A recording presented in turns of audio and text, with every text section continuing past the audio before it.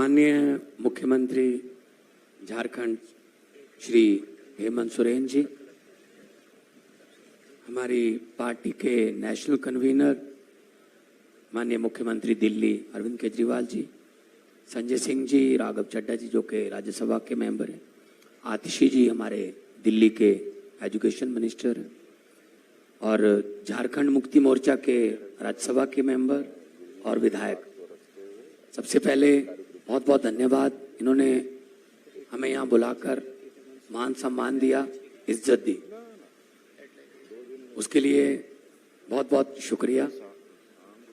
जैसा कि दोनों मुख्यमंत्रियों ने कहा है, कोई पर्सनल या व्यक्तिगत समस्या लेके नहीं आए। ये लोकतंत्र की जो हत्या हो रही है देश में, उसको बचाने की मुहिम है। पिछले दिनों हमने देखा था हमारे अंतर्राष्ट्रीय पहलवान अपने जीते हुए पदकों को श्री गंगा जी में बहाने के लिए हरिद्वार गए थे। अगर समय पर आवाज ना उठाई गई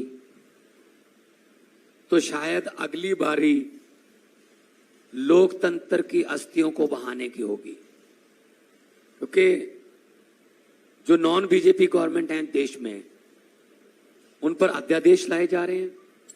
गवर्नर जो हैं वो उन पर कुछ ना कुछ थोपते रहते हैं आए दिन।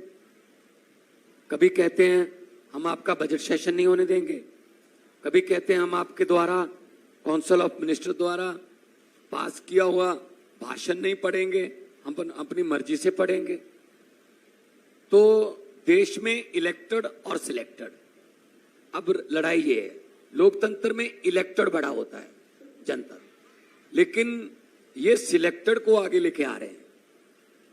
बीजेपी का एक ही तरीका है, अगर इलेक्शन में नहीं जीते तो बाई इलेक्शन से जीत जाओ, उनके बंदे तोड़ लो, बाद में बाई इलेक्शन करवा लो और कह दो कि जनता का ये फैसला है। सो आज झारखंड मुक्ति मोर्चा, जो कि पार्टी के नाम में ही मोर्चा लिखा हुआ है, ये आंदोलन से निकली हुई पार्टी है, और हमारी पार्टी भी एक आंदोलन से निकली हुई पार्टी है।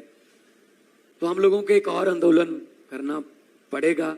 140 करोड़ जनता देश की ये उम्मीद करती है कि आने वाले दिनों में अगर देश में लोकतंत्र को बचाना है, इलेक्शन को बचाना है, तो हमें आवाज उठानी पड़ेगी कि ऐसे फरमान जो केंद्र सरकार की तरफ से आते हैं, जो फेडरल स्ट्रक्चर को कमजोर करते हैं, उनके खिलाफ हम आवाज उठाएं एक होकर।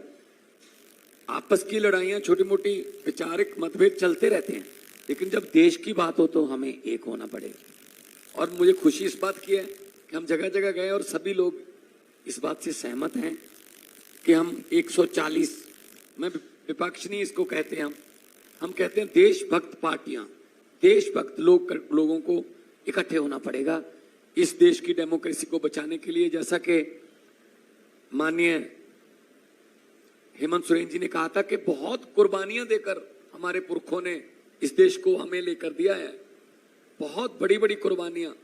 शहीद आजम भगत सिंह से लेकर करतार सिंह सराभा से लेकर और चंद्रशेखर आजाद, सुभाष चंद्र बोस, बिरसा मुंडा जी, नाम गिनते थक जाओगे आप उन स्वतंत्रता सेनानियों के लिए जिन्होंने लड़ाइयां लड़ी, फिर देश मिला। ये किसी के बाप की जागीर नहीं है, लेकिन ये समझते हैं हम ही चलाएंगे। जैसा कि अरविंद केजरीवाल जी ने कहा, इन्होंने 10 बजे रात को अध्यादेश क्यों जारी किया? क्योंकि 5 बजे सुप्रीम कोर्ट में छुट्टियां हो गई थी, तो इन्होंने कहा छुट्टियां हो गई, अब 10 बजे अध्यादेश जारी कर दो, सुप्रीम कोर्ट में नहीं जा सकते। तो सुप्रीम कोर्ट की भी नहीं अगर मानते तो किसकी मानेंगे? तो अहंकार हो गया है बहुत ज्यादा इनको। तो अहंकार जो है वो परमात्मा अहंकार को ठीक कर देता है। कुदरत बहुत बलवान है, कुदरत बहुत बलवान है। ये राजाओं से भीख मंगवा देती है, ये भिखारियों के सर पे ताज टिका देती है।